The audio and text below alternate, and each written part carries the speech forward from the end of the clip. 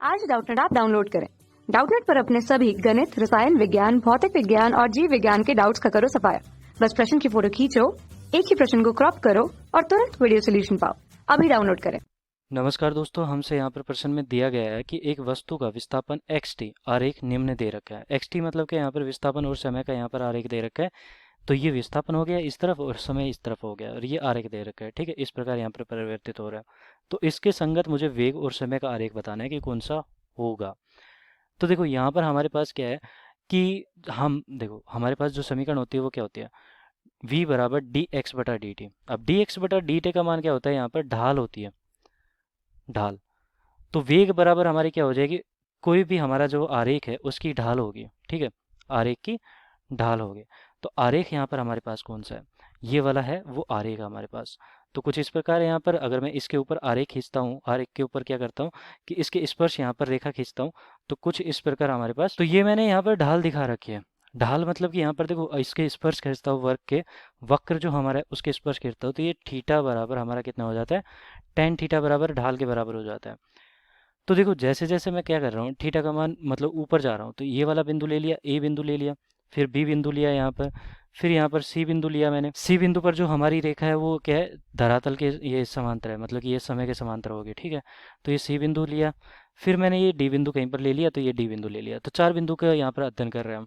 तो ए बिंदु पर अगर मैं थीटा की बात करता हूँ तो किस इस प्रकार है कि यहाँ पर धनात्मक हो गया, जो ढाल है हमारी क्या है, धनात्मक है, क्योंकि ये 90 डिग्री से कम है तो धनात्मक होगी एक तरह से। फिर देखो यहाँ पर थीटा का मान थोड़ा सा कम हो गया, ये वाला थीटा हो गया, ये थोड़ा सा कम हो गया, फिर उसके बाद और भी कम हो गया, और कम होते होते यहाँ पर कितना हो गया, जीरो हो गया। तो ये वाला इसी तरफ हमारा हो गया और ये थीटा यहाँ पर इसका कितना हो गया, जीरो हो गया। तो मैं कह सकता हूँ कि सी बिंदु पर हमारा जो ढाल है वो शून्य आनी चाहिए, मतलब कि हमारा जो वेग है वो शून्य आना चाहिए। तो पहले तो वेग बहुत ज़्यादा था, फिर यहाँ पर कम हो गया, फिर यहाँ पर और भी कम हो गया, मतलब शून्य हो गया। फिर उसके बाद देखो ढाल हमारी विपरीत दिशा में जा रही है, मतलब कि पहले ऊपर की तरफ थी, अब की बार नीचे की तरफ होगी। इसका मतलब होता है कि ढाल हमारी क्या है, ऋणात्मक। अब ये देखो यहाँ से ढाल हमारा माइनस का थीटा हो जाता है।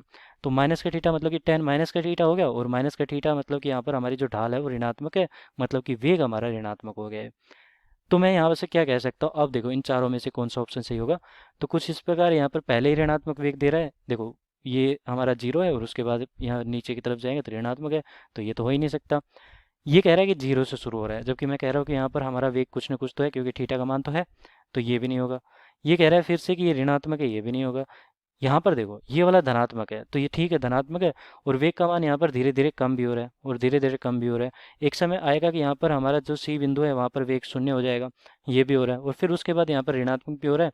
जैसे जैसे यहाँ पर इसके ऊपर मैं क्या करता हूँ, ढाल लेता हूँ, तो ये वाला हमारा ऋणात्मक में चला जाता है वेग, तो ये ऋणात्मक में हो गया। तो क्या ये विकल्प डी ऑप्शन हमारा यहाँ पर सही हो जाता है। धन्यवाद। कक्षा 6 से 12वीं से लेकर नीट, IIT, JEE वो एडवांस के लेवल तक 1 करोड़ से ज्यादा छात्रों का भरोसा। आज ही डाउनलोड करें डाउटनेट ऐप या व्हाट्सएप करें अपने सारे डाउट्स 8400 400 400 पर।